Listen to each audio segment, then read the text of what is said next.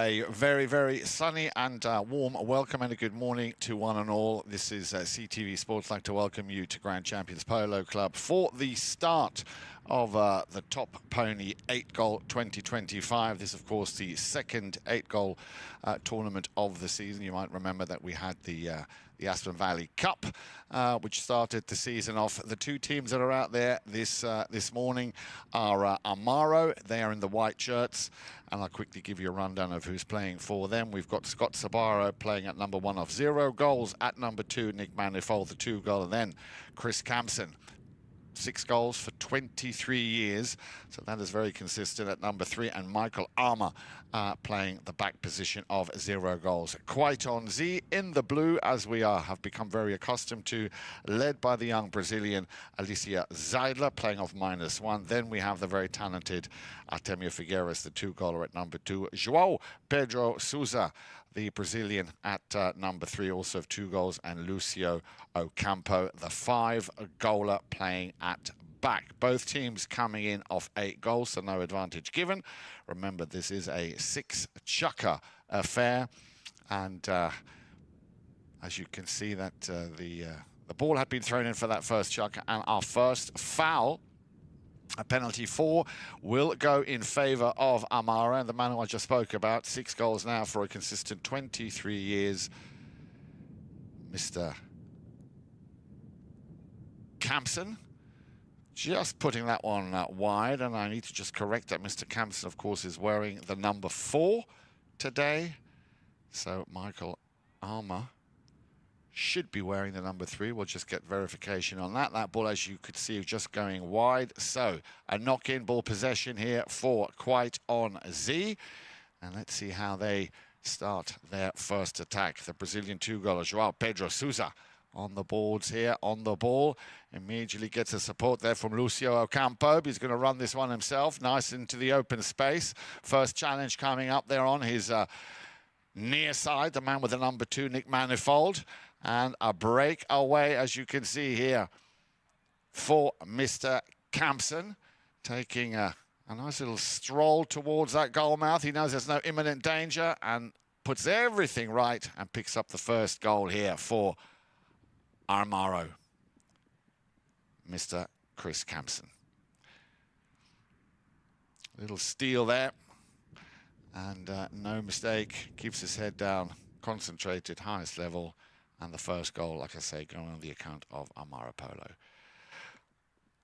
So, as I said, a warm welcome, especially on this doubleheader Sunday. We've got, well, we're starting off with this 8-goal, the Top Pony 8-goal, and then I'm sure, as the word is spread around Wellington, we have the final of the WPL coming back in its 7th year now, with a very special game this afternoon. But let's go back to what's going on here at field number 4, and a chance here, a big chance here for Artemio Figueras, the 2-goaler, to nearly pick up the equaliser for Quite on Z. Didn't quite hit the target, but nice first run here from Quite on Z, a team that I would keep a very close eye on. A lot of experience, love their polo. And that lineup with Artemio, the 2-goaler, Joao, Pedro, Souza, and then, of course, Lucio Ocampo, definitely a force to be reckoned with. Here we go then. Michael Armour sending that ball downfield, looking for Mr. Manifold. I think he might have just slightly overcooked that, as that will go over the back line. So, as I was saying, coming up this afternoon at 4 o'clock, just adjacent to field 4 here, field number 2. We've got the World Polo League making its return with the All-Star Challenge Riemann Schneider Memorial Final.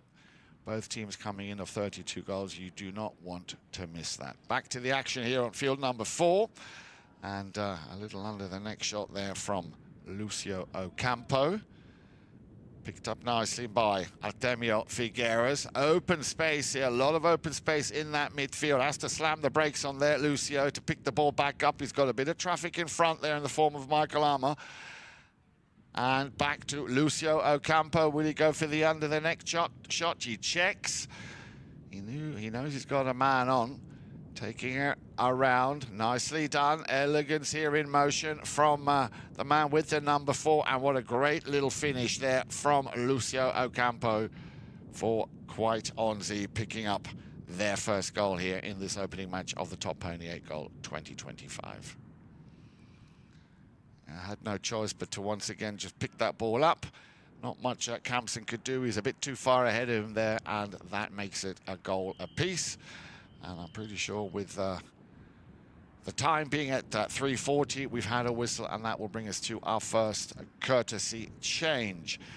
Now, as I was saying earlier at the beginning of the broadcast, this is the second 8-goal tournament of the season. The first, as you may remember, was the Aspen Valley Polo Cup, which was won by Quite Onzi. That team was made up of Ricky Bueno, Joao, Pedro, Souza, also Artemio Figueras and Lucio Ocampo.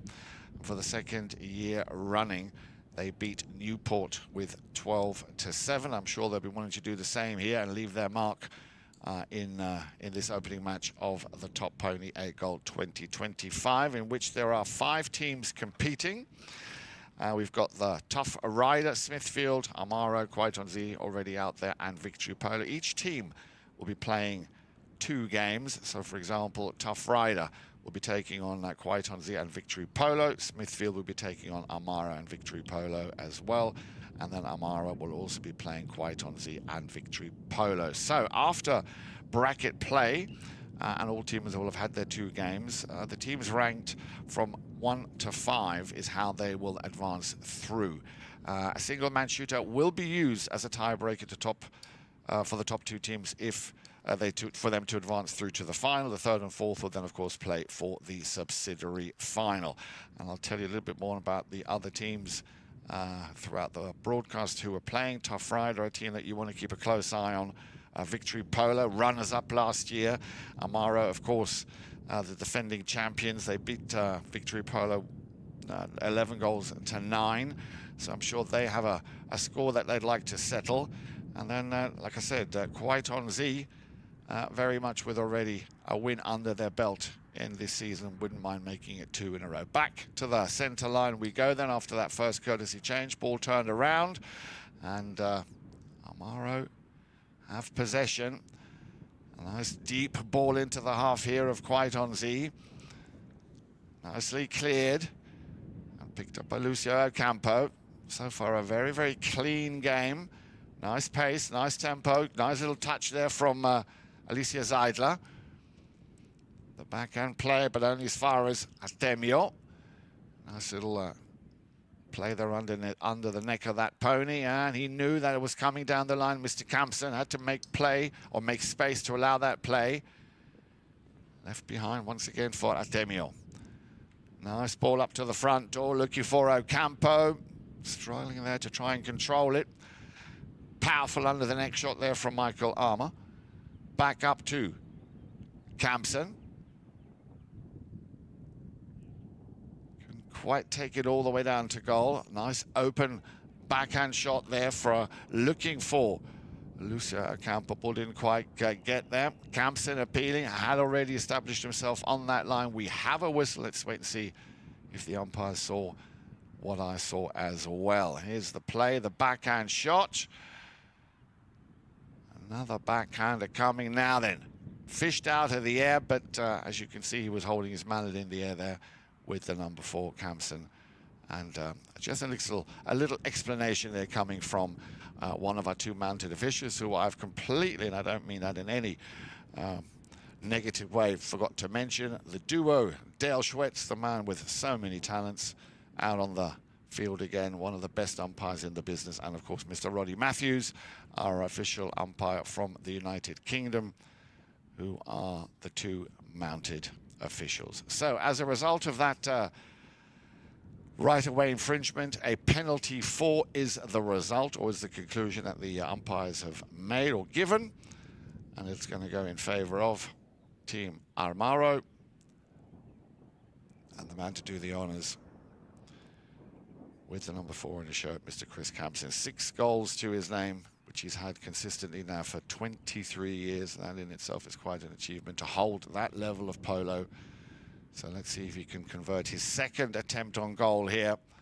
from the penalty force spot. Oh, that looked very, very close. Looked like from the drone footage that it went in, and I think the umpires will agree. So Mr. Kampsen picks up his second goal of the match. This time, no mistake from the penalty force spot, and that puts the team in the white shirts, Amaro, in the lead by 2 goals to 1. A little over 2 minutes remaining here in this opening chukker. If you've just joined us, a warm welcome. CTV Sports bringing you all the action, of course, today. A double header, starting off with this, the top pony 8 goal, and then I really can't go on enough about what is expected, or what we're expecting to see this afternoon. Another one of those raising the bars here at Grand Champions Polo Club with a 64-goal final. The World Polo League All-Star Challenge Riemann Schneider Memorial. Expecting a lot of spectators to descend here.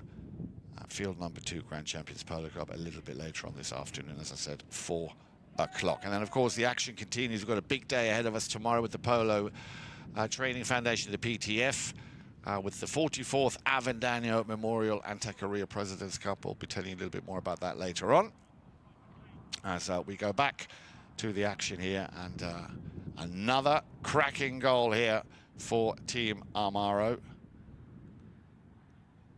I thought. Yes, indeed. Very, very effective. And what a superb goal there. As you can see, he was just waiting, biding his time. Michael Armour picking up that third goal here for Amaro, making it 3 goals to 1. So getting off to a very good start here, the boys in the white shirts. Quite on Z, not quite yet with the rhythm that they were hoping to go into this first game. A nice long drive now here from Lucio Ocampo. Yeah, why not indeed give it a crack from a good 100 yards out to try and put one up on the scoreboard, just going wide. And that will bring us to the end of a very exciting chukker. So 3 goals to 1. Let's see how Quiet on Z come back, and I hope you do too, for chukker number 2 when we return here at CTV Sports.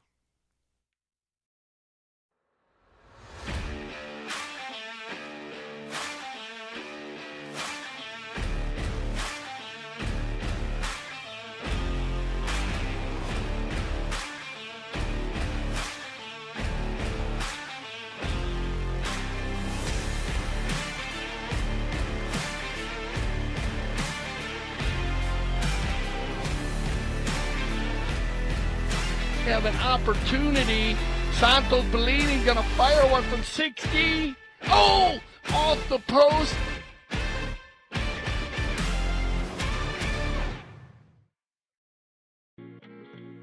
This place is special because of the unique environment and nature that you have around here. There's an endless amount of things to do here in Aspen Valley, so this is the place to be in the summer. Great group, you know, it's like a big family. We're all, you know, on the field it's intense, we compete, but off the field we do a lot of fun stuff. Oh, it's like playing in the polo heaven. It's perfect. Polo school is the funnest thing I've become involved with in the last year of my life. Give me the confidence to be able to play an event in beach polo, Miami Beach, and snow polo in Aspen. Our dedicated instructors have years of polo experience and are CHA certified. It's important to us to come back and have a really good experience. Every time you leave the gates from the polo school, you're hungry for more. Once again, a very good morning and a welcome back here at CTV Sports, coming to you from Grand Champions Polo Club. You've only missed the first chukker if you've just joined us. The top pony 8 goal has started, our second 8 goal tournament of the season. And let me just quickly give you a rundown again of who's out there if you really have just joined us. Amaro in the white and grey shirts there, led by Scott Sorbaro at number 1, Nick Manifold at number 2, and then Michael Armour at 3, playing off 6 goals, and Kris Kampsen, the highest rated player with 6 to his name, playing at number 4, picking up 2 goals in that opening chukker. An easy first goal out of regular play, and then a conversion of a penalty for Michael Armour also picking up a goal in that first chukker, making it 3. Lucio Ocampo, the man with the number 4 and the 5-goal handicap for Quaiton Z, picking up his first goal in that first chukker. We're going to go in reverse order. The Brazilian Joao Pedro Souza, the 2-goaler at number 3. Artemio Figueras, the man with the number 2 on his shirt. Keep a close eye on him. Always a pleasure and a thrill to watch him play. And then, of course, the lovely Alecia Seidler playing at number 1 off -1. Both teams coming in off an 8-goal handicap. 3 goals to 1 is how they left the field at the end of the first period of play. We're back, and as I was saying, let's see how Quaiton Z have decided to maybe have to change their strategy ever so slightly, because it just looked a little bit too easy here in that first chukker for Amaro, finding their rhythm very early on. The cut shot, ever so slightly out to the left here, but a very good attempt here by Artemio Figueras. Could have, should have been a very important goal here for Quaiton Z, but it would appear that they are certainly now, after those first chukker jitters, as I like to call them, have found their rhythm. A warm welcome also to everybody who's out there at Grand Champions Polo Club on field number 4 with their families enjoying the action live. Great to have you with us here on this beautiful Sunday morning. A very agreeable 80 degrees Fahrenheit. That's the high 20s, 28, 29 centigrade, as the man with the number 4 again, Kris Kampsen, will just decide what option he's going to play. Misses that one. A turnaround here. Yeah, well played by Joao Pedro Souza. And he now is in has hot pursuit on his tail. He's got Kampsen chasing him. Nice ball control, very nicely done. And then the finishing touch, very elegant by Joao Pedro Souza, picking up a very important second goal here for Quaiton Z. Little mistake, you don't see that very often by Kris Kampsen, giving up the ball that easily. Not much he could have done there. And calmly, elegantly focused that goal by the 2-goaler Souza.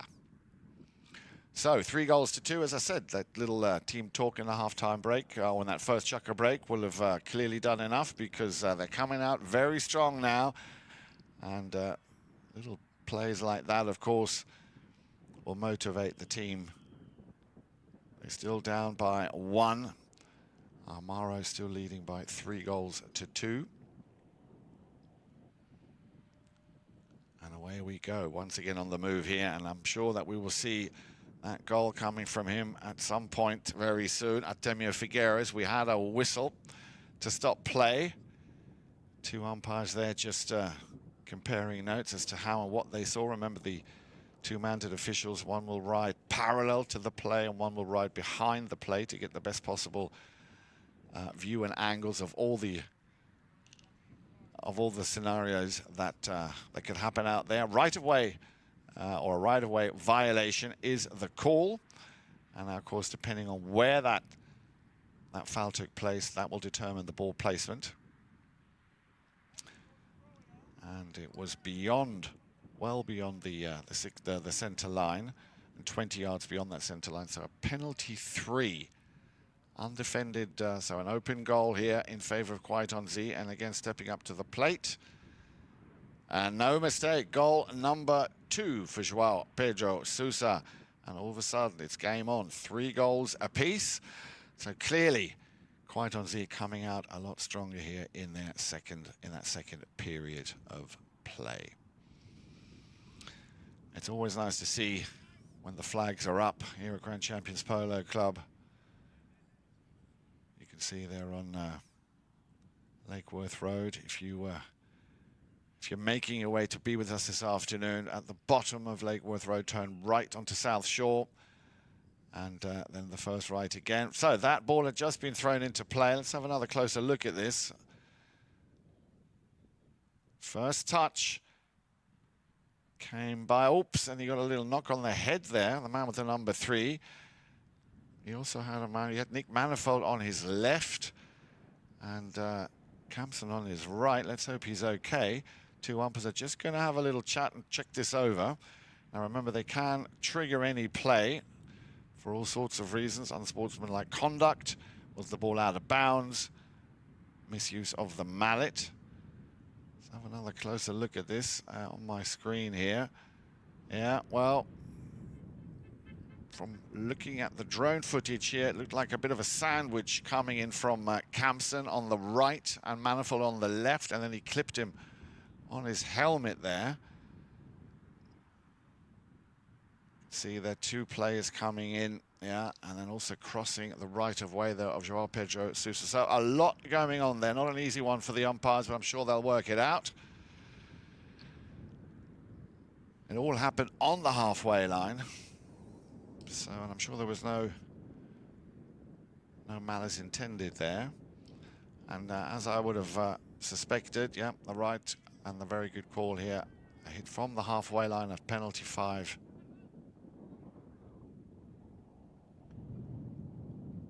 And that is going to go all the way. Watch that ball run. Watch that ball run. It's, oh my goodness, it's literally just ran out of steam with only a couple of inches to go. And now once again was the man with the number 3 already on that line to finish it. Kampsen seems to think he wasn't.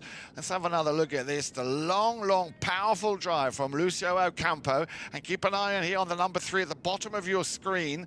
Kampsen comes in, pushes it, and already on that line, and that's, I think, the appeal here coming from Joao Pedro Souza, will bring us to our courtesy change. Be interesting to see how and what the umpire has made of that, but if indeed Joao Pedro Souza was on that line, then a penalty 1 we're getting, I'm just being told. So well played, Joao Pedro Souza, sticking there with the play, despite the fact that maybe Kris Kampsen thought, well, there was nobody right behind him. So a penalty 1, an automatic goal, will be given to Kwiatonzi. And I think we should I think we should give that to Lucio Ocampo, the man who made sure that he didn't back off. So well done. A penalty 1, and of course a penalty 1 means not only a score, but also ball possession and a knock or a hit from the halfway line. Penalty 5A. So, Kwiatonzi, very much, you know, back in this game after, yeah, just taking a chukker, which is fine. Just to get that rhythm, get all the 4 players dialed or tuned in. Kampsen still in disbelief with those umpires' decisions. But you can take it from me, those 2 gentlemen, those mounted officials, they know exactly what they're doing. Many years of experience, and of course as players. So let's see if they have a set play lined up here for this scenario. It'll be once again Lucio Ocampo, and again the power that this player has. We saw it just a few moments ago. He's going to go for another one all the way downfield. Again, very close within the 30-yard spot. Kampsen having a lot to do now here in defense. Plays it out to the right-hand side, looking for Armour. He's decided to leave it. Just a little touch. Michael Armour gives it back to Kampsen. Kampsen getting it to over that halfway line, but not quite long enough. Oh, hang on. Yep. Well picked up here by Nick Manifold. And Nick Manifold could just nick that, and he's just put it wide. But again, the tenacity here, the sticking with the play until it's really over. Well done, Nick Manifold. Could have picked up his first goal of the match here so far. Just Kris Kampsen and Michael Armour having scored. And for Kwiatonzi,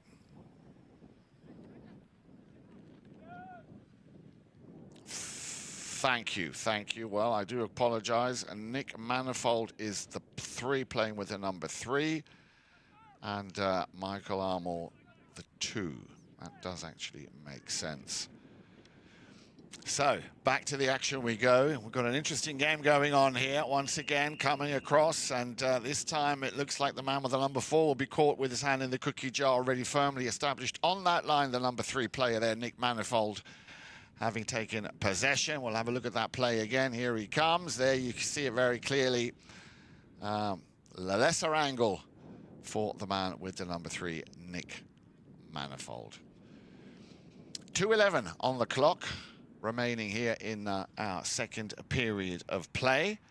And apart from one or two little, well, maybe discrepancies, I think overall a very, very fluid and a very smooth game here being played by both. So a hit from the spot, a 5-8 for Armaro. And he's also a powerful hitter, is that Mr. Kampsen. And the finishing touch, well, he got a slight little piece of it there, did Nick Manifold. Or was it or was it Michael? And it only just went wide, so again, definitely class that as a Remington. Dodging a big bullet here, quite on Z. Lucio Ocampo fires one across the field. Off the boards, looking for Joao, Pedro. Kampsen able to steal it back, puts a bit of spin on that, and now on the near side, the finishing touch, I was going to say. Very unlucky there for Scott Sorbaro to not put that one through. And they're dodging another big bullet. Now then, a breakaway run here, possibly for Joao Pedro Souza, if he can pick this one up and run away with it. Good first touch, plays it a little bit out to the right-hand side. Needs to bring that back in towards that danger zone. Manifold's in front. Hammers a beautiful drive. And now the little putt. Lovely done, beautifully done by Lucio Ocampo, picking up his second. What a great play here. As you can see once again, Joao Pedro takes it out to the right-hand side. You can see that there was traffic moving towards that goal mouth. Lands just where he wanted it. And just a little flick of the wrist there by Lucio Ocampo, picking up his second goal of the match, making it 5-3.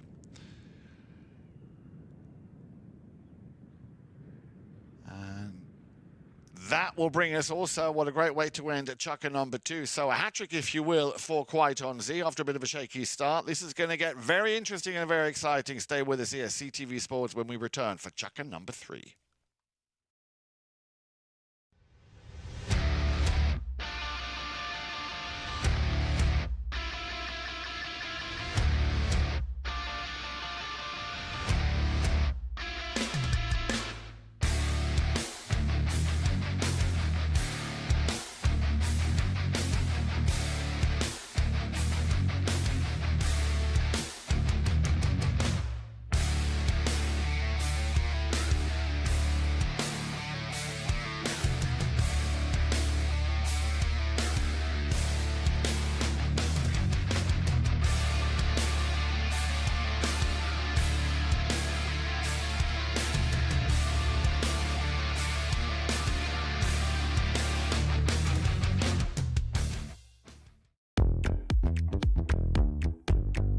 If you are in the area, I suggest you make your way to Sunset Chocolate Cocktail, because this is the fun type polo match. It's where everyone's relaxing, chilling, just having a great time. We have great hors d'oeuvres and a special drink for the day.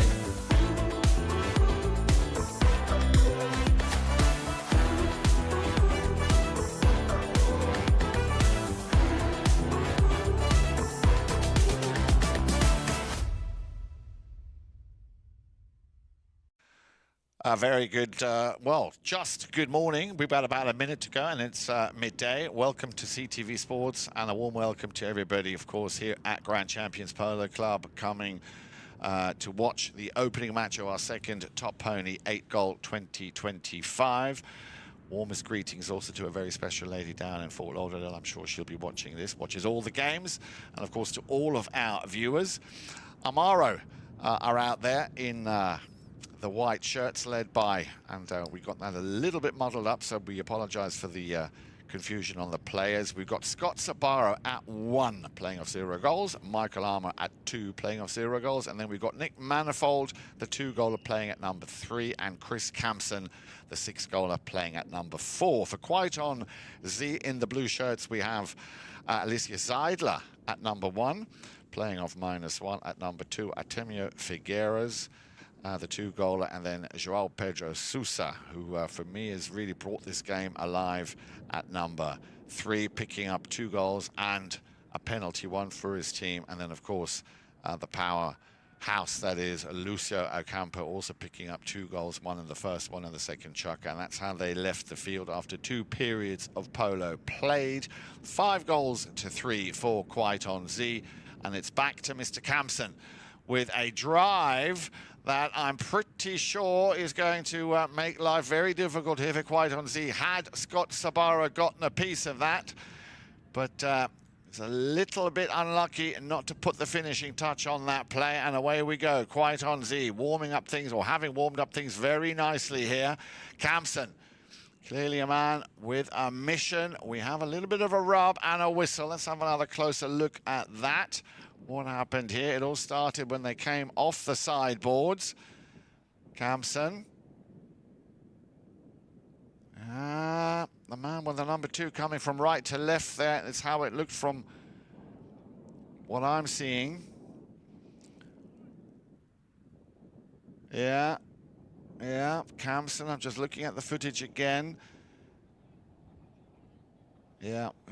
1 meeting 2 again, of course, is also a rule which I'm sure you are familiar with. You can't play 2-on-1. And as a result of that, let's see, it looks like it could be dropped at the penalty 2. No, the penalty, is it the 2 or a 3? We're just having the ball being placed. Again, very relevant as to where this foul took place. Well within, or away from the halfway line. And as I suggested, or as I thought, a penalty 2, an open goal, a 30-yard penalty, undefended, of course, and the man to step up to the plate to try and put this one through, and a much needed goal here is, of course, Mr. Kampsen. So Mr. Kampsen picks up his 3rd goal of the match. He picked up a goal from the penalty 4 spot, now the penalty 2, 1 out of regular play. As looking at my score sheet here, that last chucker, 4 unanswered goals by Amaro. We had, as I said, 3 from Joao Pedro Souza, and Lucio Ocampo picking up those 4 goals in that second period of play. Not a single goal after such a strong start from Amaro, with 3 goals in the first chucker. So the turnaround, first goal, penalty 2 for Amaro, and it's only 5 goals to 4. And we are in the 3rd chucker, and they've won the throw-in again. Kampsen needs to get past, and he needs to allow a little bit of space here. Artemio Figueras, haven't really seen that much of him so far.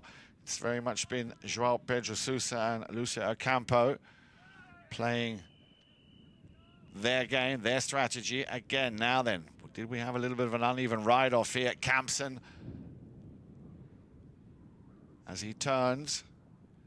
Yep, slightly ahead of him there. It looked to me, Lucio Ocampo was just slightly in front of that player. So a little bit of, an uneven ride-off coming in from the man with the number 4. He turned very quickly. There you see it there. And I can understand Kampsen there raising his arm, appealing to the umpire. Right there, just that angle. And he would have been away. So let's see what the umpires, as you can see, just comparing notes there to trigger that play. And then again, to determine what kind of a penalty they will give. Question, of course, is who was on that line first, and therefore who had the lesser angle. To me, here looking at the replay footage, it pretty open shut case. And there you go, penalty from the halfway line.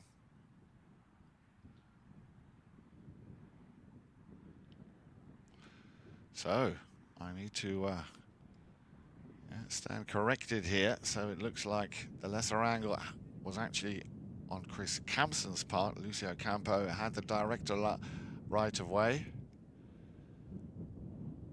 So they'll be awarded here with a penalty from the halfway line. Nice little drive. Now then, can she get underneath this? Alecia Seidler, oh, good first touch from Seidler. Unlucky, they're just not keeping her mallet firmly in her hand and letting the momentum just get the better of her there, but great first touch. As Amaro dodging a big bullet here. Kampsen. Nice long pass once again up to the front door. Oh, what a good first touch here from Scott Sorbaro. Now then, he's to keep his head down. Slightly topped the ball, which is why it didn't go anywhere. Picked up very quickly by Souza. And Souza has found a little gap. Just taking the pace out a little bit. The clever little play, leaving it for Ocampo. Back to Souza. Souza now with a drive, in the hope that Artemio Figueras will pick this one up, and he does. Artemio's first touch, superb. The second, the third. Que golazo. Nicely done from Artemio Figueras. I told you to keep an eye on him. Very, very dangerous. And once they unleash him, well, you can see here what happens. Perfect pickup. Keeps his composure. Puts it away. Bosh. Artemio Figueras makes it a half a dozen for quite on Z. You could firmly feel how that play was coming together. So, quite on Z. Remember, they won the first 8-goal tournament, the Aspen Valley Cup. Not much of a big change to that team. Ricky Bueno was part of that team, and that is the only real change. Now, of course, Alecia Seidler coming in. Let's see if they can build on that. They've got possession once again. Off the boards. Ocampo plays it downfield. Now be careful here. He's going to have to play that on the near side. Well done. He knew he had Ocampo still coming up from behind. Clever, cheeky little play there. Can he get past the number 4? Can he get past Kampsen? Of course he can. And he... Oh! How unlucky, just slightly overcooking it, but what a great play by the 5-goaler Lucio Ocampo. Very, very close indeed. That will bring us to our next courtesy change. So I hope you're enjoying watching this game, especially if you're downfield side as much as we here are at CTV Sports. What a cracking game of polo this is turning out to be. I did mention that I was going to tell you a bit about the other teams. We've got Tough Rider also taking part in this 8-goal top pony with Timmy Sharma, very, very strong. Benjamin Obregon, my goodness, I mean, I can't go on enough about him. It's such a pleasure watching him play. Then Niku Urnekian, the 3-goaler, and Agustin Obregon, definitely a contender to go all the way. We've got Victory Polo with Kevin Schmeitz, Dami Bellardinelli, Segundo Caimi, and Marcos Bignoli, another very, very strong team. And then Smithfield with Craig Callan, Francisco Villamil, Juanse Oliveira, another kid that I've been watching very, very much, and of course Manu Villamil. And then of course the 2 teams that are out on the field as we speak. So plenty of high goal action coming your way here, Grand Champions Polo Cup, all brought to you, of course, in high definition 5G CTV Sports. It is 4-6 at half-time between these two. And looking at my score sheet here, it's been definitely the Kris Kampsen show, picking up 2 goals in the first, 1 in the third, and a goal by Michael Armour also in the first. But looking at how quite on Z, after a bit of a shaky start, but only picking up that 1 goal by Lucio Ocampo in the first, and then 4 goals in Chaka number 2, and then another goal here by Artemio Figueras. For me, one of the best goals so far out of regular play. It's been an absolute joy watching this first half. We still have a good 2 minutes remaining here in the first half of this opening match of the Top Pony 8-goal 2025. So here we go, ball's in play. And let's see how Amaro will now react after White on Z have clearly found their rhythm. On the boards once again, Ocampo. Making it look so easy. Ocampo's just got to get past Nick Manifold. And then out of nowhere picks up another goal here. The man with the number 4, Lucio Ocampo, just biding his time and makes his hat trick now as well. Again, with a lot of pace, a lot of oversight. You could feel that Kampsen was coming, and he had the 2 power players, Manifold and Kampsen, all of a sudden in front of him, which means that they would know him and in danger. And all of a sudden, it is 7 goals to 5.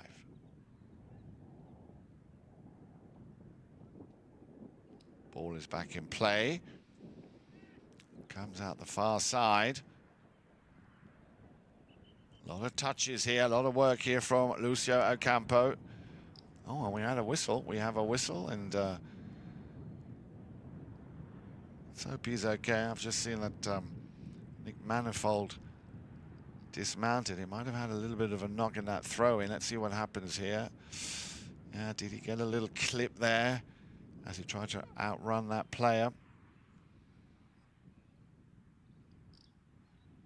Might have just caught his knee. Having another close look at the footage here. Yeah, I think it was Alecia Seidler's pony, which on the turn might have just clipped him on the inside of his knee there.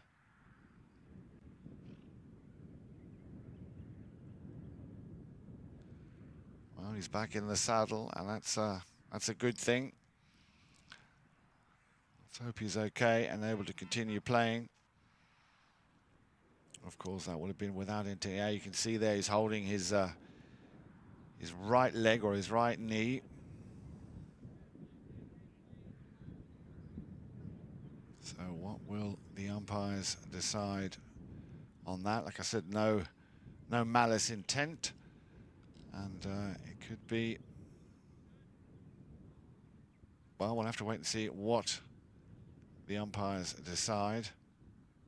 Well, it's going to be a fair play ball, and they're going to give it because it was unintentional. They're going to give it back to, because there was no foul actually committed. It was just an unfortunate rub. So hit from the spot, a 5A.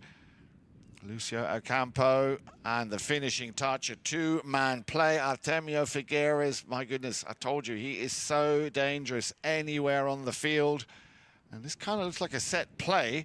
You can see a cluster of 3 blue shirts. They all of a sudden open up. The perfect pass. Everybody in front of that attacking force. And then the shot from Artemio Figueras, picking up his 2nd in this chukker, making it 8 goals to 5. And ball is back in play. We're down to the last few seconds here in the first half. Kampsen, big swing. And unfortunately a miss. So did Scott Sorbaro. You can't be giving those sort of chances away to White on Z. They would normally punish you for that. Very lucky here that Kampsen was able to get the ball back in control. Kampsen, will he go for a big shot, a big hit? Again, he's appealing, and this time Lucio Ocampo caught out here as he was just a little bit overzealous there as he tried to challenge Kampsen. Watch it again here on the replay. Kampsen, he comes over from across. Yeah, a little bit, I can understand. That's a little bit too close for comfort there for the umpires. But safety of the 4-legged athlete, of course, always paramount. That will bring us to the end of the first half. And what a cracking first half it's been. You make sure you join us for the second half when we come back. CTV Sports Top Pony 8 Gold 2025.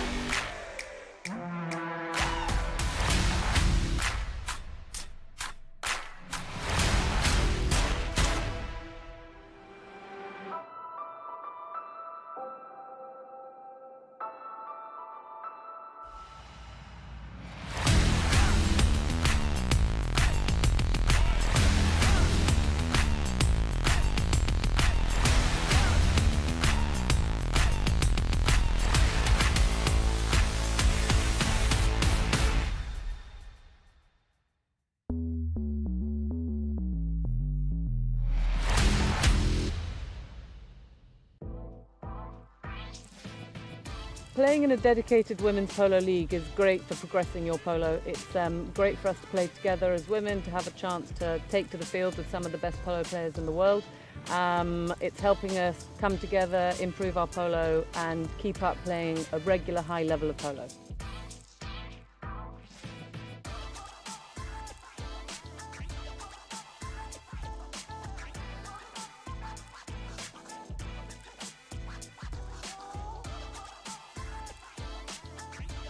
Like, I'm learning so much. I am shadowing some of the best women players in the sport, and it's just been an incredible journey, really.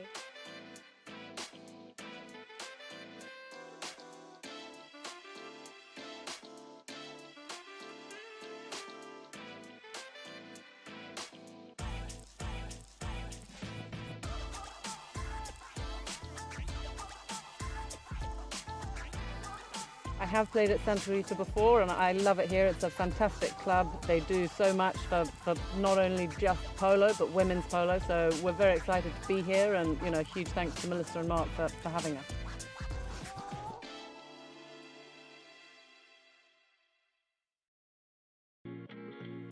This place is special because of the unique environment and nature that you have around here. There's an endless amount of things to do here in Aspen Valley, so this is the place to be in the summer. Great group, it's like a big family. We're all, on the field it's intense, we compete, but off the field we do a lot of fun stuff. Oh, it's like playing in the polo heaven. It's perfect. Polo school is the funnest thing I've become involved with in the last year of my life. Give me the confidence to be able to play an event in beach polo, Miami Beach, and snow polo in Aspen. Our dedicated instructors have years of polo experience and are CHA certified. It's important to us to come back and have a really good experience. Every time you leave the gates from the polo school, you're hungry for more.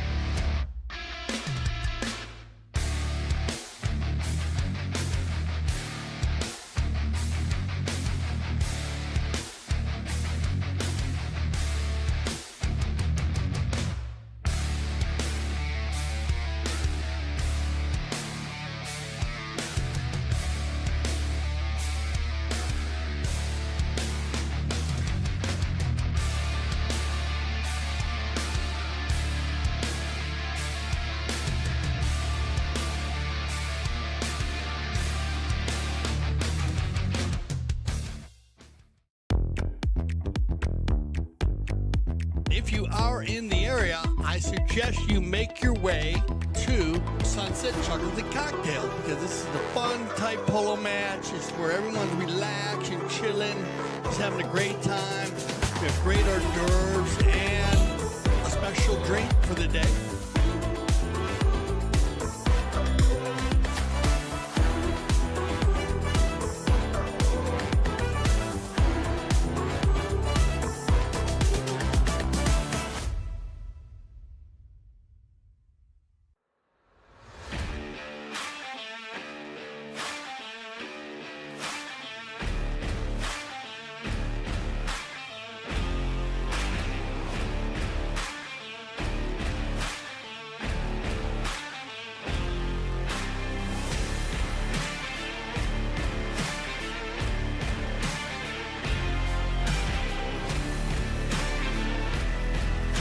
have an opportunity. Santos Bellini gonna fire one from 60. Oh, off the post.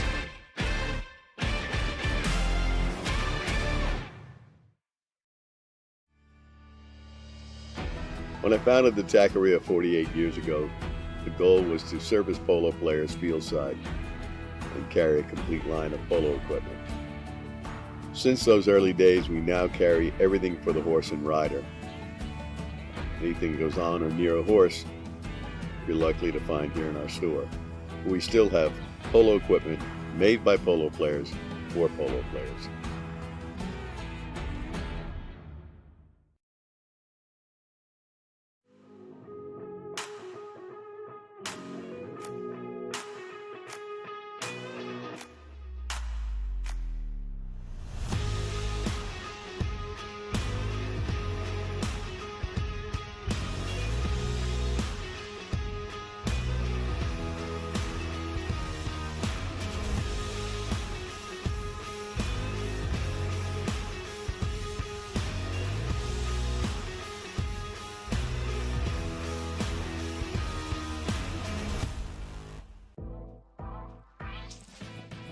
Playing in a dedicated women's polo league is great for progressing your polo. It's great for us to play together as women, to have a chance to take to the field with some of the best polo players in the world. It's helping us come together, improve our polo and keep up playing a regular high level of polo.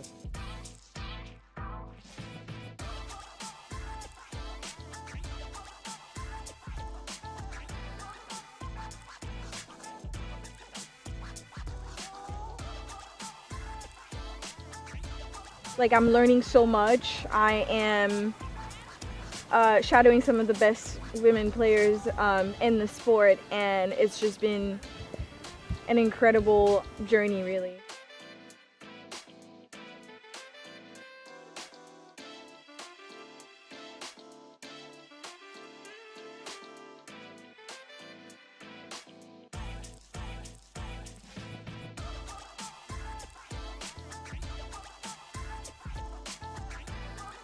I have played at Santa Rita before and I love it here. It's a fantastic club. They do so much for not only just polo but women's polo, so we're very excited to be here, and huge thanks to Melissa and Mark for having us.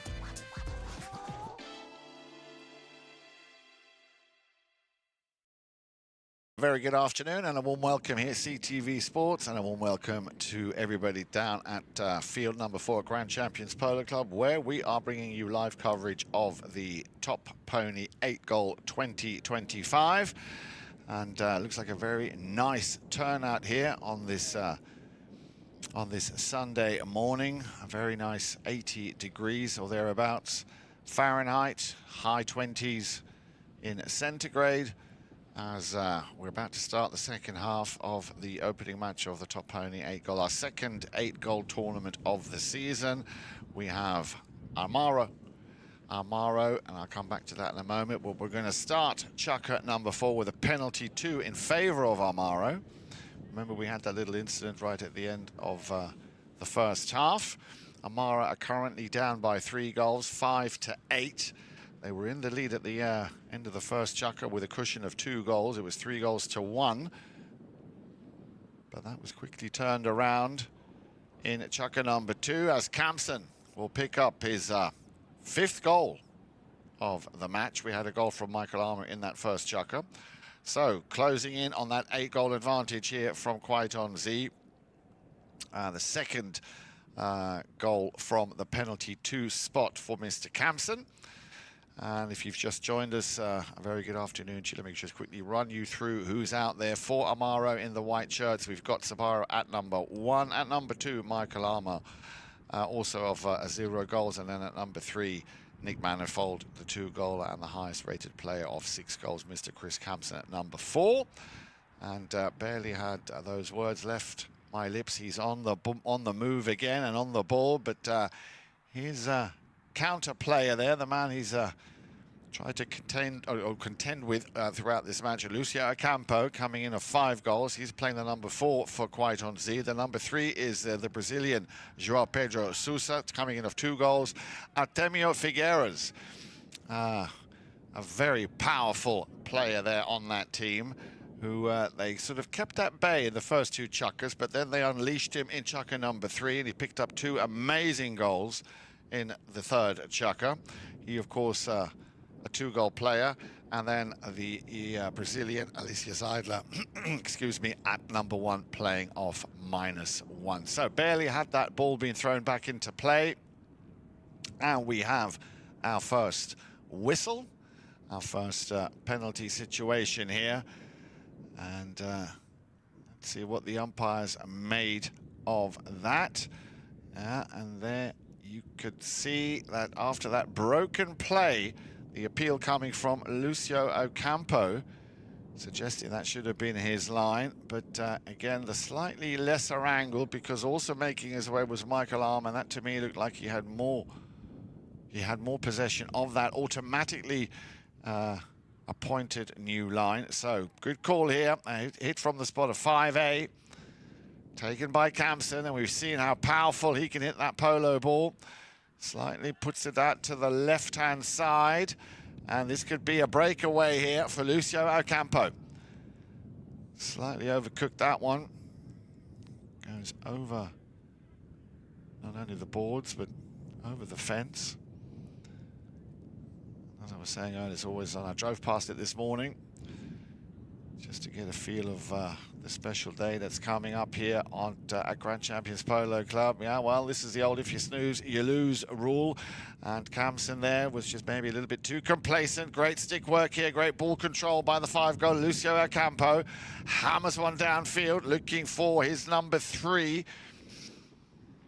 Didn't quite get there. 2 4s on the boards, hard ride off, all above board. Joao Pedro Souza now gives it back to Ocampo. Ocampo avoids the first hook. He's got 2 players to contend with, now left behind for, and there he is again, Artemio. Once he gets the ball, you could say he's got the Midas touch.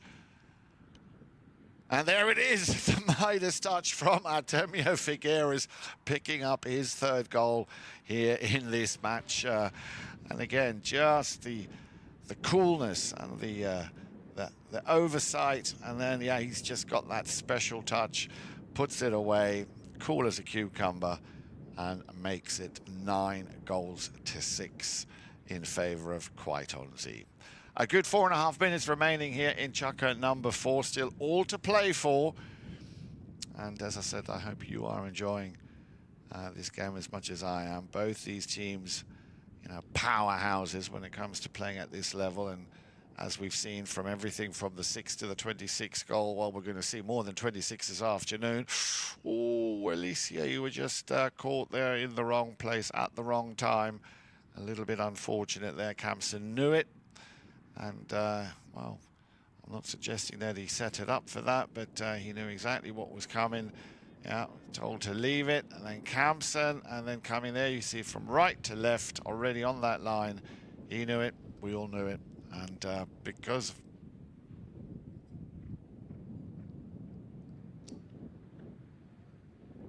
Aha, thank you. Thank you. I've just been told that Artemio is playing the number 3 today. So Joao Pedro Souza will be playing the number 2. Thank you very much for that little update. And let's now look at where that ball was placed. It was placed on the penalty 4 spot. So this could be his 6th goal here for Mr. Kampsen, if he can get across... well, get over the 60 yards distance. It is, of course, as you can see, defended. And he just puts that out to the right-hand side. So Kwiatonsi dodging another pretty big bullet. The ball went out to the right-hand side. And here we go. Lucio Ocampo plays it out to the left, where he finds Artemio. Artemio Figueras, the man with the number 3 on his shirt. As I say, we do apologize for that slight confusion. Quick turnaround, but ball is still very much alive and active, and away we go with the number 3, Nick Manifold. Manifold on his way to goal. And nicely done there by the 2-goaler, and picking up his first and very important goal here of the match for Armaro. Broken play and clinical here in his finish. Enough advantage there in front. There's not much that Joao Pedro Souza could have done there. So Nick also getting on the score sheet. Just Alecia and Scott yet to hopefully make it onto the score sheet. So they're closing in on Quite on Z. If we look at the end of the first half, it was 8-5. At the moment, it is 2-1, just isolated in this chaka in favor for Amaro, making it 7-9. So just 2 little goals in it. Good shot here of the man with the number 3 on his shirt, the man who just scored, Nick Manifold, playing off a very solid 2 goals, coming back onto the field. A good 3 minutes remain here in chaka number 4. Remember, 8-goal polo at Grand Champions Polo Club is played over 6 chakas. And so will the match this afternoon, the one that's been much anticipated.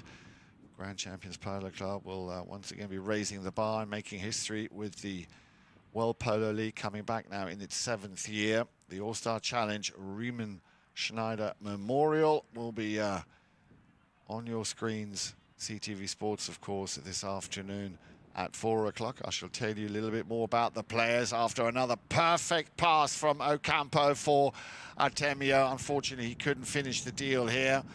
The backhand shot nicely clear, but Ocampo got a piece of it. New line, Kampsen. Well, that looked like a pretty standard hook to me. Let's have another look at exactly what happened there. So he slightly topped it, Artemio. So that ball now, who's going to jump on that line? The backhand shot and coming. Well, Kampsen came out. Got to say, did not look untoward to me. Let's see what the 2 matters officials make of that one. To the dismay of a polo mallet, which has obviously seen better days. Well, yeah, to me that's exactly what how it looked to me. Kampsen had established himself the first man on that new line, on that right of way, after the slight deflection that came from Ocampo. So, Mr. Kampsen, can he do what not many people in the polo world can? It's a combination of technique and, of course, power, and a very good straight eye for the ball from the halfway line here. Kampsen, will he try and sink this one with one hit? No, he's going to play it out to the left-hand side. Didn't quite get to the recipient. Now, this time the appeal coming from Lucio Ocampo. Let's have another look at this hit. So Kampsen plays it out to the left. It's a little bit short. Well, if anything, he would have found it. It looks like he fouled his own teammate there, to me. Umpires again, just comparing notes. Matthews and Dale Schwetz, who I'm sure is a familiar name and a face, and of course a familiar voice. You will hear him this afternoon. I believe we do have a special guest here this afternoon at CTV Sports, where Dale will be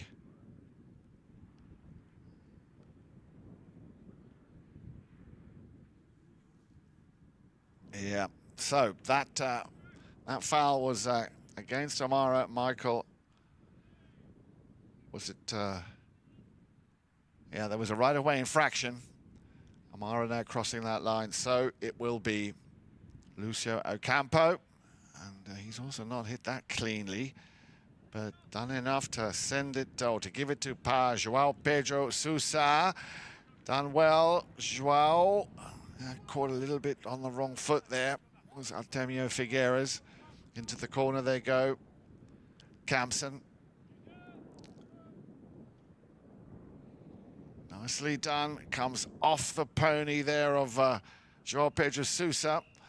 Now, a new line again created here. So quick. These line changes can be ever so quick, and that's, of course, a key job for the umpires to keep an eye on exactly when that happens. You see now that deflection coming off that pony means a new line was created, and he turned on it and got on it straight away. I believe that was the man with the number 2, Michael Armour. So let's see if the umpires saw what I saw. And let's have another quick look at the clock. A little over 2, or a good 2 minutes remaining here in the 4th chukker. Remember, 2 more chukkers coming up thereafter.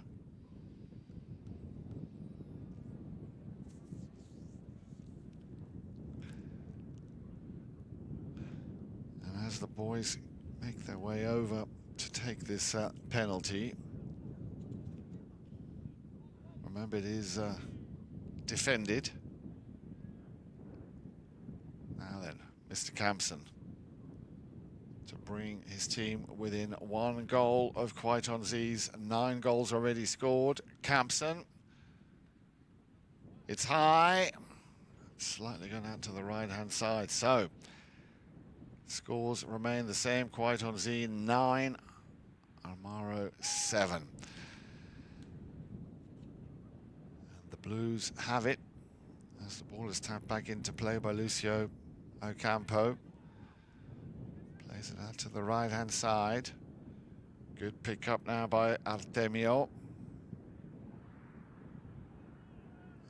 Kampsen going in between 2 players here. Now that will have been an unintentional sandwich, but of course a sandwich is a sandwich. Again, not allowed in the rules of polo. You can't tackle or challenge a player from both sides. That's well, either that or we had a slight little rub there at the front. Not quite sure. To me, it looked like a sandwich. Let's see what the umpires make of that one.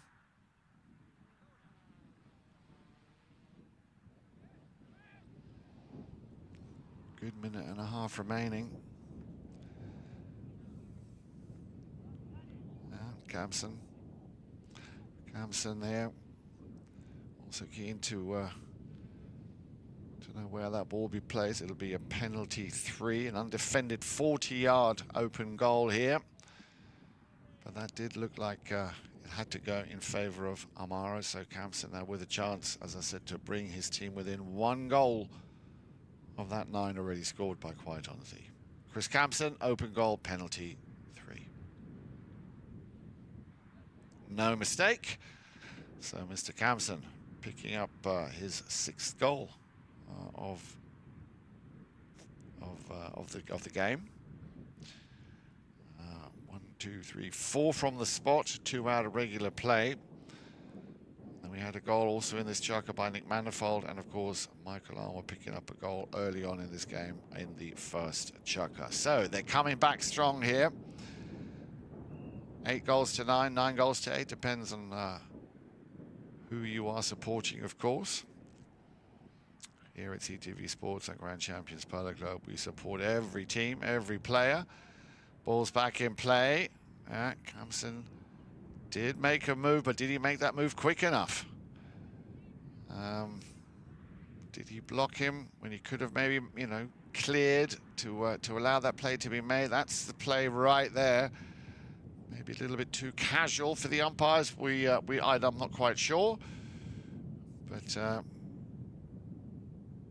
Kampsen, as you can see there, in disbelief. And Woody Matthews, I'm sure, will be telling him exactly what the situation was. You can see that Lucio Ocampo was trying to get away with it, and yeah, maybe a little bit too leisurely there. Kris Kampsen not clearing to allow Lucio Ocampo to make his play. So they're still in deliberation. A little over a minute remains here in chukker number 4.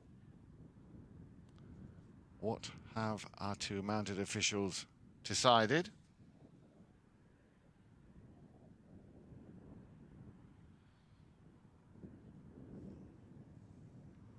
Well, they will have informed the captains, I'm sure, and I'm sure Kampsen was not trying to be a hindrance intentionally. we could also have offsetting fouls, which would explain why we've got a throw in. But away we go with the number 3, and they've won it. It'll be Nick Manifold to try and do something with it. Leaves it behind. Armour picks it up. Stolen by Ocampo. Lucio trying to weave his way. Great pony control and stick control. He's got a man going upfield. Here comes the pass. And that is another beautiful, perfect pass. And the touch now on the near side, the finish. A bit of an angle there. Not an easy shot to take by Artemio Figueras, but the idea again, a set play, all coming from Lucio Ocampo. Absolutely perfect pass. And tricky angle, very tricky angle there for Artemio to try and put it through on the near side. So that will be it for Chukka number 4. 3 goals to 1. Amaro won that. Let's see how Quiet on Z will fight back when we return for Chukka number 5.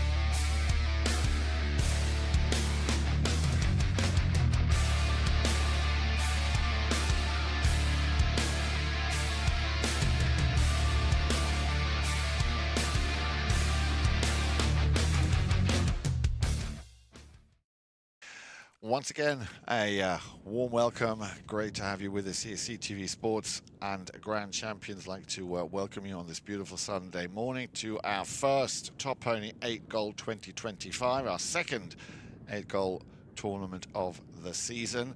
Amaro in the white shirts against Quiet on Z, and it's been a bit of a roller coaster ride here, with some fantastic polo being displayed by both teams. They left the field at the end of the 4th chukka with just 1 goal in it. After a very, very strong start from Amaro. They won the first chukka 3-1. Didn't score a single goal in chukka number 2, and 4 goals coming from Quiet on Z. They turned that 3-1 advantage into a 3-5 deficit at the end of the second chukka. Chukka number 3 was a little bit more balanced. We saw 2 goals from Amaro, but 3 coming from Quiet on Z. So the half-time, they were able to extend their lead from 2 to 5 goals, 3 goals. So 8 to 5 is how they left it at half-time. But then chukka number 4, again, similar to the first chukka, Armaro coming in with 3 goals, 2 from the penalties, a penalty 2 and a 3, and 1 out of regular play from Nick Manifold, and just a single goal from Artemio Figueras, which has brought Amaro right back into this game. They trail by 1. It is 8-9 from their perspective, or 9-8 for Quiet on Z, who still have the slight advantage. But Mr. Kampsen, here on the ball, going for the under the neck shot, sends it into the danger zone. Who can pick it up first? Well, to me that looked like a very, very clear or clean play. Let's have another look at this. The under the neck shot. An appeal coming in there from the number 2, Michael Armour. But having now looked at it again and again, the under the neck comes in from Kampsen. Now then, the man with the number 4 right in front of my screen here, who actually missed the shot, Lucio Ocampo, to me looked like he had established himself on that line before anybody else did. Yeah, so I'm glad to see that the umpires saw it in a similar way. Absolutely lesser angle, he was straight on that line. The man now taking this penalty from the halfway line, 5B, Lucio Ocampo. Didn't quite get through or deeper into the half here of Quite on Z. Able to pick it up again, Kampsen. He's got a man to his left, and that's the shot. And he decided to play. It's a little bit short. Yeah, and a cheeky but effective steal here by Ocampo, and away we go. Yeah, it's wasting too much time there, and Ocampo will walk this one home. No mistake. Goal number 4 for Lucio Ocampo, and that puts his team into double figures after a little bit of a callous mistake there coming from Amaro. And he will take it to the cleaners every time. Give him half a chance like this. Lucio Ocampo, as I said, picking up his 4th goal of the match. Double figures, back to that 2-goal advantage after all that hard work that had been put in by Amaro. One little play, one little mistake, one not 100% concentration, and Quite on Z straight away clinical in their execution, will punish their opponent. Yeah, again here, a little mistake here, firmly established on that line, the man with the number 3, Artemio Figueras. Keep a close eye on the number 3 at the bottom of your screen. There is the touch, turns it, has a man coming right in front of him, Nick Manifold. Not much Artemio could have done there. Umpires again just making sure that they review the play from the beginning and compare notes. Remember Dale Schwartz, of course, a man who takes everything he does extremely seriously and breaks it down like I don't think anybody else can. So when you're listening to Dale break down a foul, just give that extra bit of attention, because it'll make your own game and your own understanding of the rules so much easier and so much better to avoid making that mistake again in the future. And it looks like they've come to a conclusion. Still plenty of time left to play here in the penultimate 5th chukker. A good 5 minutes on the clock. Now the ball placement will be a big question here as to where that foul took place. Penalty 4 should be 60 yards defended. Would, from where I'm sitting, work out about where that foul took place. Remember, if it's within 20 yards of the halfway line or beyond that 20-yard line mark from the halfway line, it's automatically moved to a penalty 4.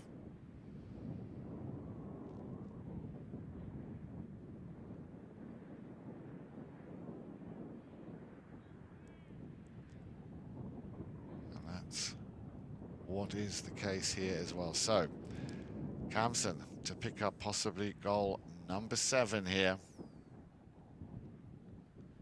It's definitely high, and it's definitely straight. No mistake. His 2nd from the penalty 4 spot.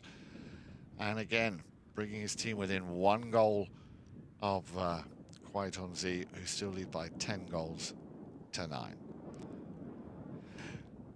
So, this afternoon, 4 o'clock, the season opener, the All-Star Challenge Final and Riemann Schneider Memorial. 32 goal teams, 2 of which, of course, will be facing off, making it 64 goals in total. Casablanca, featuring Grant Ganzi coming off 3 goals, Sapo Cassette 9 goals, Tommy Pinello 10 goals, and of course Juan Martinero 10 goals. Playing against Santa Rita featuring Tomacho Piera 6 goals, Nick Roldan 7 goals, Pablo McDonough 10, and Juan Martin Zubia also coming in off 9 goals, and that is how you get your 32 against 32. Now let's go back to the action here, and let's see if Quiet on Z can keep that pressure the way they've put it on Armaro, keep that going. Decided not to play that shot. And now he's got to take on 2 defending players. Oh, unlucky there for Artemio Figueras. Just not able to reach that ball. As we have another whistle on that play. There's the ride off.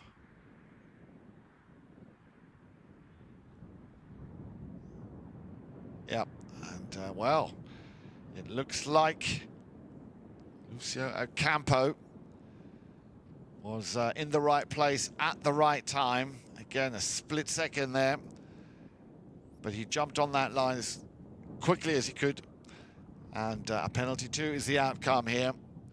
So again, well played Lucio Ocampo, staying on that play and firmly establishing himself his right of way. And again, no mistake, Lucio Ocampo picking up his 6th goal of the match. I beg your pardon, his 5th goal. 5 goals now from Lucio.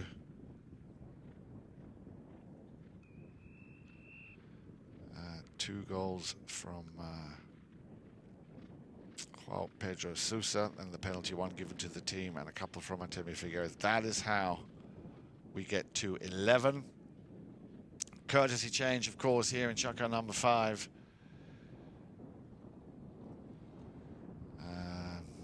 Players will, I'm sure, be wanting to get back as quickly as they possibly can. Now they've got that momentum going. As they come back very, very quickly. Chance also to remind you that will be a fun day tomorrow. The PTF, the 44th Avendano Memorial and Tecaria President's Cup taking place. Thank you very much. I've just been told Artemio took that penalty too. So that makes his total scoring tally 4, which now matches that of Lucio Ocampo. As I said, he's one of those very, very strong players, and a key player as far as the Arsenal is concerned. And when did they want to bring him out? He was very quiet in the first 2 chukkers, but then in chukker number 3 is when Artemio Figueras came out and just started doing his thing, and he did it so well, picking up 2 goals in chukker number 3, a goal in the 4th, and now a penalty 2 conversion here in the 5th chukker, making it 11 goals to 9. Ball's back in play. Little near side backhand shot, didn't quite get the clean touch that he was hoping for. Kampsen, I beg your pardon, not Kampsen, Manifold comes in, but it's given back to Lucio Ocampo. Now then, can he get onto this? Artemio Figueras try to just control it and wanted to work that one in without too much of interference. Nick Manifold for Amaro has possession once again, and they're down by 2 goals. Now then, the switcheroo, Kampsen coming back. Manifold taking a man with him to allow Kampsen to make the pass. There it is. Oh, what a good take-up. Oh, what a good pick-up here. And the cut shot, and then the near side forehand. Nicely done by Scott Sorbaro. No white shirt in sight. A little deflection. Who's going to get onto that line first? Open backhand again from Nick Manifold. And that ball, I would have done the same. Let that one run over the back line. A lot going on here.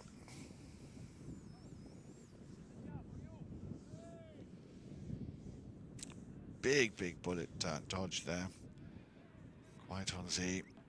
Have possession, and away we go with Lucio Ocampo. Completely left to his own devices. Player there on the left-hand side, Joao Pedro Souza. One-touch polo, and that's what you'll see a lot of this afternoon. That's what the World Polo League is renowned for. And it looks like here, this time, Mr. Ocampo cut across the right-of-way of Mr. Kampsen.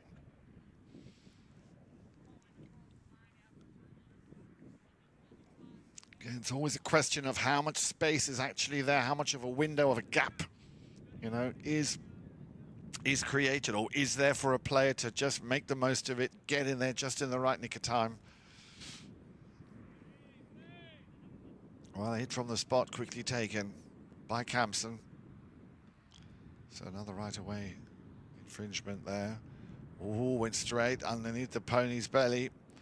Hard ride off. Little backhand, still appealing. Is Nick Manifold. Players, umpires said play on, and now on the move. Souza, Joao, Pedro. Told to leave it. Kampsen on the boards. Well outplayed. Kampsen now on the move. Is he going to try and work this one himself? He's going to have no choice. No one to play it to. Kampsen. Kris Kampsen. Very unlucky. He had all the time. He had all the time. He had plenty of space. Just maybe wanted to get the job. Maybe just wanted to get the job done a little bit too quickly. So again, they dodge a big bullet. Let's keep a look at an eye on the time here. We're down to the last minute of play. Little under the neck shot, little mistake here. Manifold tees it up to fire off a backhand. As little tumble there, but he's on his feet. Joao Pedro Souza. Now, where's that pony going? I'm sure they'll catch her. She's going to the clubhouse.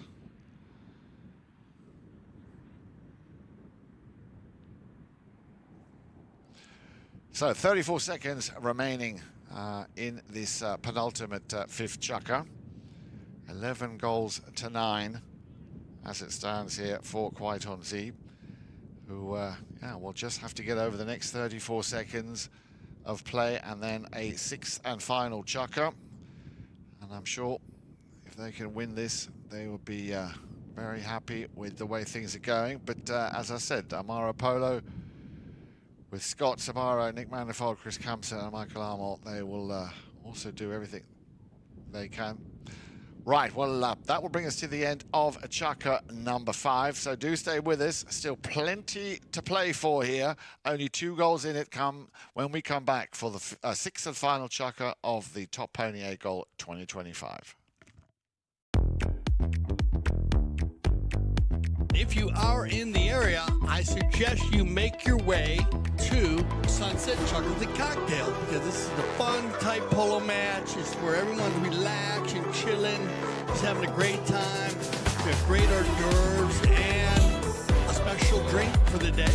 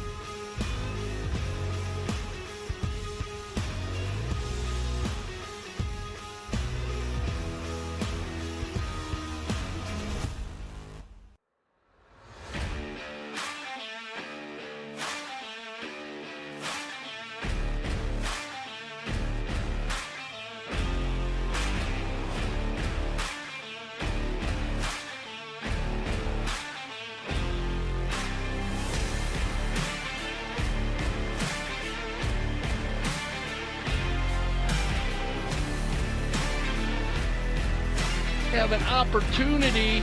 Santos Bellini gonna fire one from 60. Oh, off the post.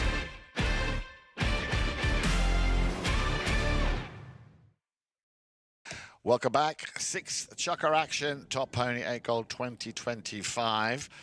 And obviously been studying my score sheet very, very carefully here. Let's go back to the half-time situation. At the end of the third chukker played, it was 3 goals to 2 in favor of Kwaitonzi. They left the field with an advantage of 3 goals, 8 goals to 5. Chukker number 4 then, 3 goals to 1 in favor of Amaro, bringing them within 1 goal. It was 8 to 9 at the end of the fourth. And then again, chukker number 5, Kwaitonzi, winning that one again in their favor, 2 goals to 1, making it 11 goals to 9. So there's only at the beginning, well, at half time, well, in the second and the third chukker, there was an advantage of 3 goals in favor of Kwaitonzi. So there's not really been much in it as far as building up that cushion. And now, be interesting to see. It's winner take all here in the sixth and final chukker. 2 little goals are what are needed for Amaro to well, draw level. And I'm sure Kwaitonzi will have a strategy and a game plan for how they want to now hold on to that 2-goal advantage.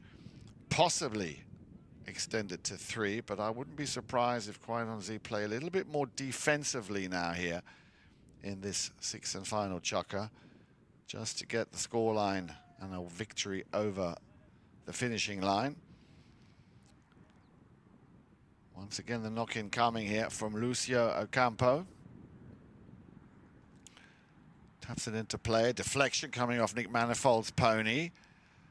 Both a little bit hesitant. Looked like a Mexican standoff there. Who was going to take the ball? Well, I could, of course, be entirely wrong. And Kwaitonzi might just want to come out all guns blazing and put up as many goals as they can in the sixth and final chukker. Well, he did enough to distract him, and Ocampo just cruising downfield.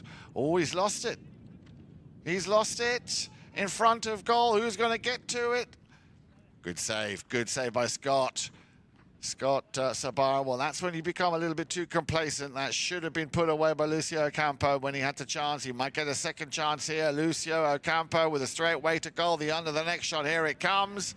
And again, stolen and well played here. Great defensive play by Armaro Polo. 2 big opportunities here for Kwaitonzi to make it go their way. And Kampsen, quite sure why he got blown on that. Let's have a little look what happened there. There's the replay. Misses the shot. There's the cut shot. Yeah. Ocampo got himself on that right of way, on that line. That's how it looked here from the drone footage.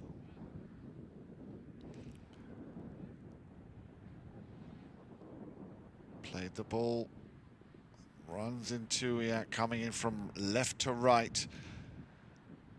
The two number fours collide. That to me was a blocking foul against Amaro. Long distance shot on goal to try and put it away. Just slightly goes wide. So Kampsen now, they're playing against the clock as well. Again, that ball did not go through. Ocampo, Lucio Ocampo opens his shoulders and puts that one. Did he put it through? Yes, he did. So a hammer of a goal there by Lucio Ocampo. Ball did not really go far enough here after the knock-in coming from Kampsen. Just more or less at a standstill, takes aim, hammers one down. And that makes it a full dozen. So back to, and that's all we've really seen. We've never seen more than 3-goal advantage. Well, that might change now if Joao Pedro can finish this one. Coming back very quickly, but there he is, Artemio Figueras. A lot of room to work with. And we will take a very short timeout, as we seem to have a attack issue. 5:09 on the clock.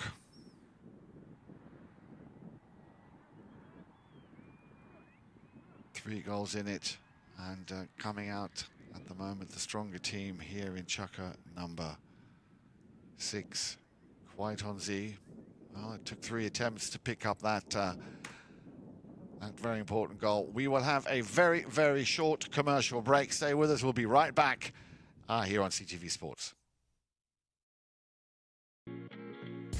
This place is special because of the unique environment and nature that you have around here. There's an endless amount of things to do here in Aspen Valley, so this is the place to be in the summer. Great group, you know, it's like a big family. We're all, you know, on the field it's intense, we compete, but off the field we do a lot of fun stuff. Oh, it's like playing in the polo heaven. It's perfect. Polo school is the funnest thing I've become involved with in the last year of my life. Give me the confidence to be able to play an event in beach polo, Miami Beach, and snow polo in Aspen. Our dedicated instructors have years of polo experience and are CHA certified. It's important to us to come back and have a really good experience. Every time you leave the gates from the polo school, you're hungry for more.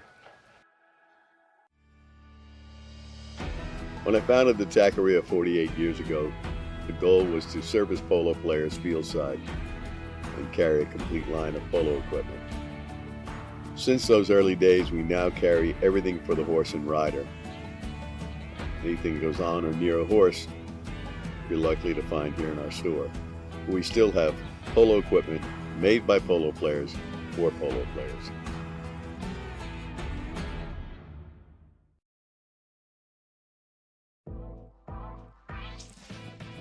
Playing in a dedicated women's polo league is great for progressing your polo. It's great for us to play together as women, to have a chance to take to the field with some of the best polo players in the world. It's helping us come together, improve our polo, and keep up playing a regular high level of polo.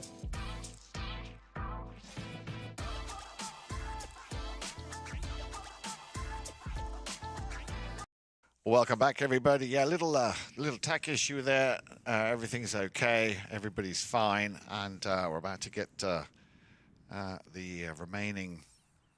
I believe it was a good 5 minutes left to play here, as Kampsen just getting himself a fresh set of legs there. As you can see there, nice picture of Kris Kampsen getting onto the saddle, and out of those 9 goals scored in that team, 6 of those, beg your pardon, 7 of those all on the account of Mr. Kampsen. A goal from Michael Armour and a goal in the 4th chukker by Nick Manifold, and makes it 9 in total. As Quite on Z, who, as I said, had a bit of a shaky, not a shaky start, is maybe too much, but didn't quite find their rhythm as quickly as Amaro did in that first chukker. That quickly changed in chukker number 2, and they have more or less been dominating or controlling this game, leaving every chukker in the lead. At the end of the second, it was 5 goals to 3. At the end of the third, it was 8 goals to 5. And then Amaro started coming back. So we're going to continue with a fair play, a ball in or a knock, and that's going to be taken by the man with the number 3 on his shirt, Artemio Figueras. Looked pretty straight to me. The umpire raises his hand, so does the goal judge. So Artemio, as I said, you know, probably one of Quite on Z's best kept secrets, if you will, because when they need another man to go and get the job done, Artemio has not disappointed picking up 2 goals in chukker number 2, a penalty 1, which we gave to him. And, but I beg your pardon, 2 goals in chukker number 3, 1 in number 4, a penalty 2 in number 5, and now another one here from the spot in chukker number 6, a total tally of 4 goals, and that's not bad at all by any means. Let's keep a close eye on the clock. A good 4 minutes remaining here in chukker number 6. Kampsen has it all to do here. Busy day at the office for Mr. Kampsen. And dare I say, oh no, I thought that that might have blown the whistle. No, play continues. And look at this. Look at this. That's how you get the job done. Michael Armour picking up his second and a very important goal here to push his team into double figures. But they still trail by 3. But that was very short-lived, that 4-goal advantage after the goal from Artemio Figueras, and earlier on Lucio Ocampo picking up one as well. So 3:30, we will go to our final courtesy change and my final reminder of what is coming on your screens at CTV Sports this afternoon. History will be written with the World Polo League making its return, and the opener, the All-Star Challenge Riemann Schneider Memorial Final. This afternoon, CTV Sports, 64 goal clash, Casablanca. We're featuring Grant Ganzi coming in of 3 goals, Sapo Cassette 9, Tommy Pinello 10, and Juan Martin Nero 10. That in my mind makes 32. Playing Santa Rita with Tamacho Pierre 6 goals, Nick Roldan 7 goals, Pablo McDonough 10, and Juan Martin Zubia 9, also 32. So 32 and 32, 64 goals coming your way. It's not every day you get to see polo of such a high level with such big names, 3 10-goalers. Let me just remind you again who they are. Tommy Pinella, Juan Martinero, Pablo McDonough. And you know Juan Martin Zubia on a good day, he's also easily up there with the best of them. So make sure you join us. CTV Sports, the coverage will begin at 4 o'clock this afternoon.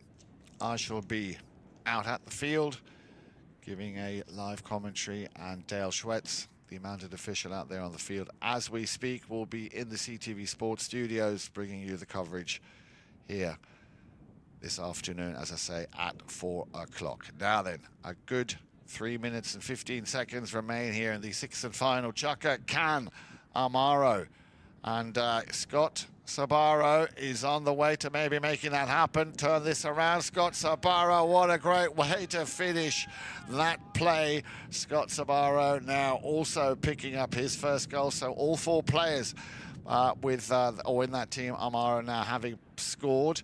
And like the way he just finishes this here, follows through. The ball does everything on us. And nearly hit it in the bucket. It nearly landed the ball in the bucket. So well done, Scott. And that makes it 11-13. Back to those 2 goals difference. 13-11. 2:30.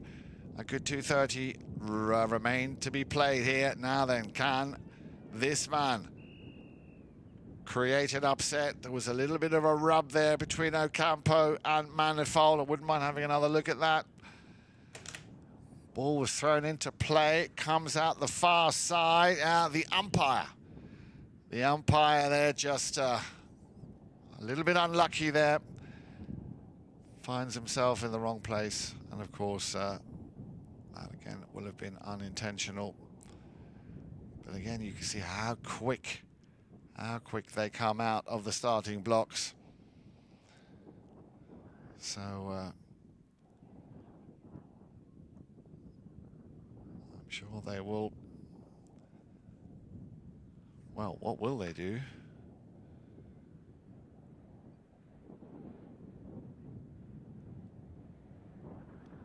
And like I said, it's not often that you see an umpire getting a little knock there, as they were going to go for that play. Let's see what our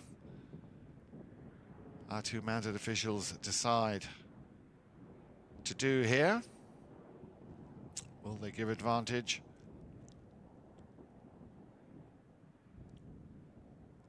Or will they go for another throw-in?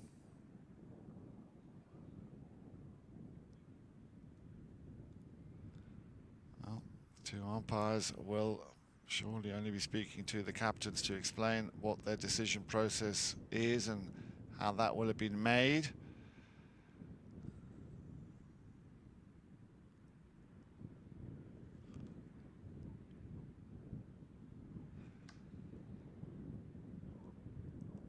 Just shy of 2.5 minutes remaining.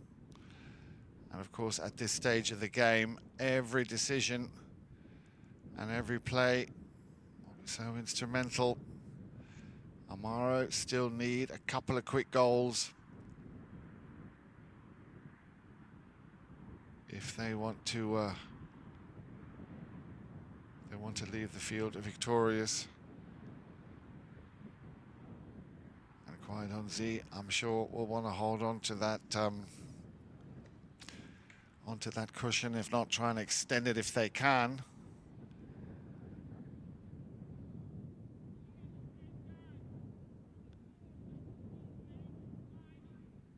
I'm looking at the footage again here on my screen.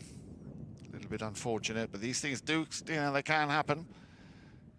Nothing untoward, and ball has been placed and given, so the advantage will count to Amaro, and a penalty 4 as a result of that. So a big chance now for Kris Kampsen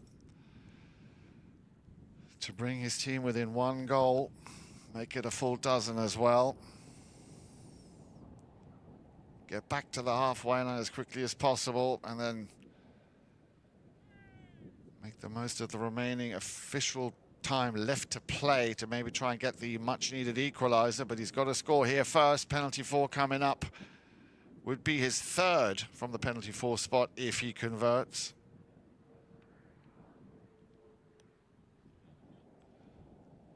That to me looked like it went just at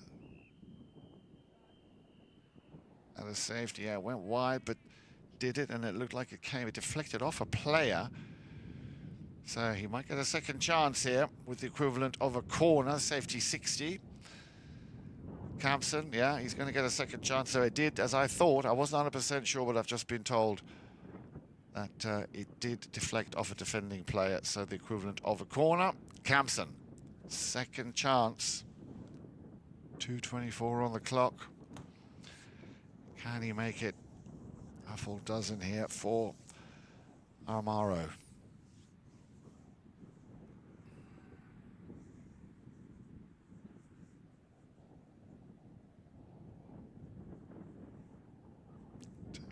Getting his pony into a nice calm canter. I remember when I was taught to take these penalties. Well, that didn't quite go through, and it could be a breakaway play here coming up for Quite on Z. Quick turnaround. And away we go once again. Well, if Kampsen can't do it, then the man with the number 2, Michael Armour, certainly can. Picking up his second goal, and a very important goal indeed, making it 12 goals to 13. I'm sure they won't mind who scores as long as they score. A little bit of a miscommunication there in the back line of defence of Quite on Z, and Amaro capitalising on this unforced error, but a goal is a goal. 1:40 on the clock, and just 1 goal in it. Now then, Quite on Z. Are they going to go out offensively, or they're going to shut everything down? That's the big question here. Amaro have no choice but to play offensively. They need the equaliser. Lucio Ocampo. Ocampo for the under the neck shot. Oh, unlucky, but very elegantly done. And this, of course, is costing valuable time. So that is the other slight advantage that Quite on Z have, as Amaro find themselves on their own back door, their own half on the back line. Long balls now are needed. Oh, a deflection. Ocampo will pick this one up. He's got possession, if he can hold on to it for as long as he possibly can. The backhand flick shot, looking for and finding Scott Sorbaro. He wants to have a crack at this. On the near side, in comes Joao Pedro Souza. Did he get away with it? I think he did. Left for Kampsen.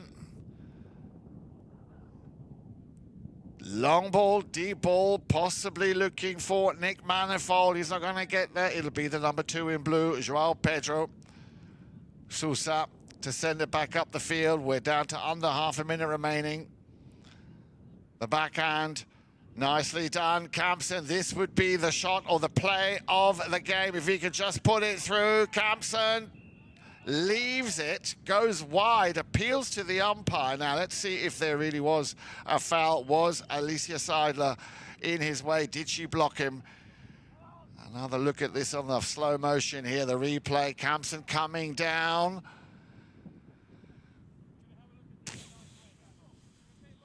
Interesting. Interesting to say the least. To me, it looked like she didn't actually cross that line. Did she intimidate him? Which is why, because of the goalpost, he decided, I don't want to risk running into the goalpost. So what will the umpires make of that? Because Kampsen would have put that away in his sleep, no doubt. Heated discussions going on the field. I'm just having another look at the replay. Takes a shot. Alecia coming in from left to right. But moved. I'm not sure if that is full-blown intimidation, as she did not stop. She did actually try and vacate the area. So it'd be very, very interesting to see what the two mounted officials decide to play here, or what they're going to call here.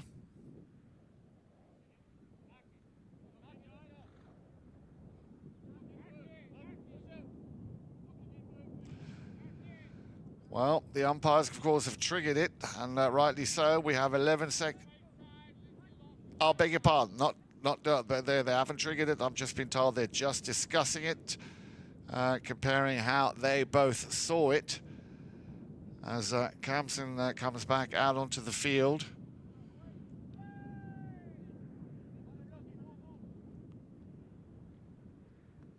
Right, well, kind of as I quietly had anticipated, as Alecia did not actually cause a foul, did not cross any right of way, and therefore tried to vacate that very, very delicate spot. And those last 11 seconds, of course, very quickly over and done. So that is it. So just the very one goal that was eluding Amaro, which they had it on the tip of their tongue to put away right in the last dying seconds there of that sixth and final chukker.